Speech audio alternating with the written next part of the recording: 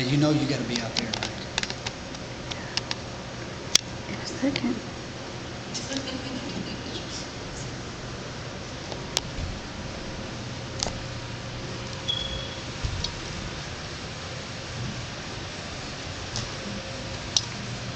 Well, good afternoon.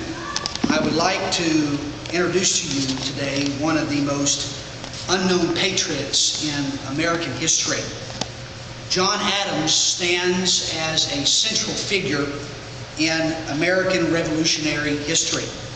In the next few brief moments, I'd like to share with you his inspiring story, the man and his living legacy. John Adams was a man of values and purpose.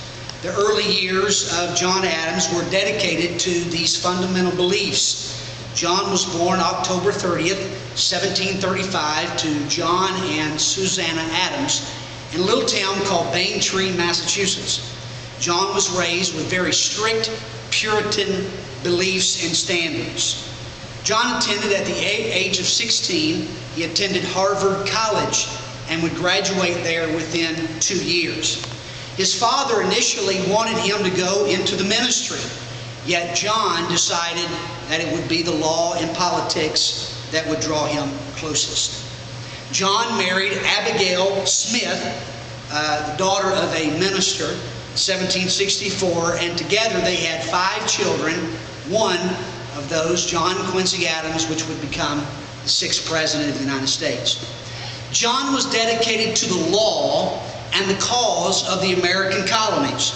He was admitted to the law bar in 1758, having served as an apprentice to a local lawyer in Boston for 3 years. One of the most famous stories about John Adams is his defense as an attorney of the British soldiers in what is known as the Boston Massacre. He was able to have all of those participants acquitted by his courtroom acumen and ability. Adams served as the Massachusetts delegate to what was known then as the Continental Congress. Adams was not only great in the courtroom and as a politician, but he was also an excellent writer. He wrote, and I quote, "Thoughts on Government" in 1776, for which numerous state constitutions were guided by his writing. John Adams was committed to freedom and the spirit of independence. According to David McAuliffe in his book John Adams, Adams was the chief supporter of the Declaration of Independence on the floor of the Continental Congress. Adams helped secure the first loan for America. Very little known about John in this area, but he helped secure $2 million from Finland, and it was the first loan to the American colonies to help wage the war against the British. Adams served as the American envoy to the British Crown. He was the very first American in American history to stand in the British court of St. James and converse with the president. Adams was voted vice president to George Washington in 1789, and I thought that he did a great job. John Adams, the president, became president in 1797. Adams served only 1 term as president, but during his presidency, Adams passed what is known as the Alien and Sedition Acts. Not very popular at the time because it barred individuals from being able to write or speak against the government. This was aimed at French dissidents that were in the colonies at the time.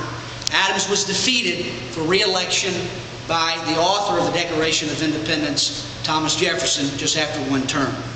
John Adams concluded his life with honor to country and dedication to friends and family. Adams retired from public service to his home back in Braintree. Adams wrote extensively to Thomas Jefferson. After their years apart, they would spend the next 14 years in writing back and forth, and those writings, along with the writings of him and his wife, Abigail Adams, are on archive in Boston, Massachusetts today. John Adams died on July 4th, 1826, the exact 50th anniversary of the Declaration of Independence. John Adams and Thomas Jefferson died on the same day. According to McAuliffe in his book 1776, Adams was heard to have said, "Thomas Jefferson survives." This further shows his dedication to his friends. John Adams, in conclusion, invested the greater portion of his life in the cause of American freedom and liberty. He is one of the least known founding fathers. However, his contributions to dependence and freedom can still be clearly seen today in America. Thank you.